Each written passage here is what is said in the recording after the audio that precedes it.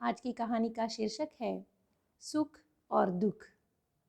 एक दिन गौतम बुद्ध ने एक दुखी व्यक्ति को देखा। व्यक्ति बुद्ध के चरणों में गिरकर अपने दुख दूर करने का उपाय जानना चाहता था। गौतम बुद्ध ने उस व्यक्ति को अपने पास बिठाया और बोले, तुम व्यर्थ में चिंतित हो रहे हो। सुख दुख हमेशा नहीं रहते। मैं तुम्हें एक कथा सुनाता हूँ, ध्यान से सुनना। किसी नगर में एक सेठ रहता था। वह बड़ा ही उदार और परोपकारी था। उसके दरवाजे पर जो भी आता था वह उसे खाली हाथ कभी नहीं जाने देता था और दिल खोलकर उसकी मदद करता था। एक दिन उसके यहाँ एक आदमी आया। उसके हाथ में एक पर्चा था जिसे वह बेचना चाहता था।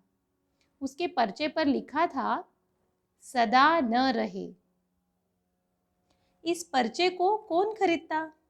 लेकिन सेठ ने उसे तत्काल खरीद लिया और अपनी पगड़ी के एक छोर में बांध लिया। नगर के कुछ लोग सेठ से ईर्ष्या करते थे। उन्होंने एक दिन राजा के पास जाकर उसकी शिकायत की, जिससे राजा ने सेठ को पकड़वाकर जेल में डाल दिया। जेल में काफी दिन निकल गए। सेठ बहुत दुखी था।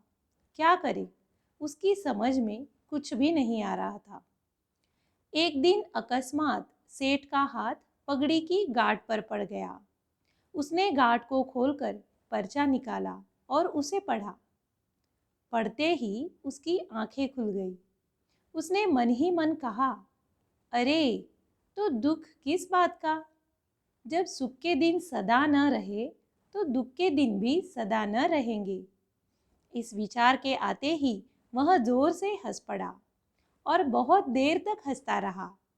जब चौकीदार ने उसकी हंसी सुनी तो उसे लगा सेठ मारे दुख के पागल हो गया है। उसने राजा को खबर दी। राजा आया और उसने सेठ से पूछा, क्या बात है? सेठ ने राजा को सारी बात बता दी। उसने कहा, राजन, आदमी दुखी क्यों होता है?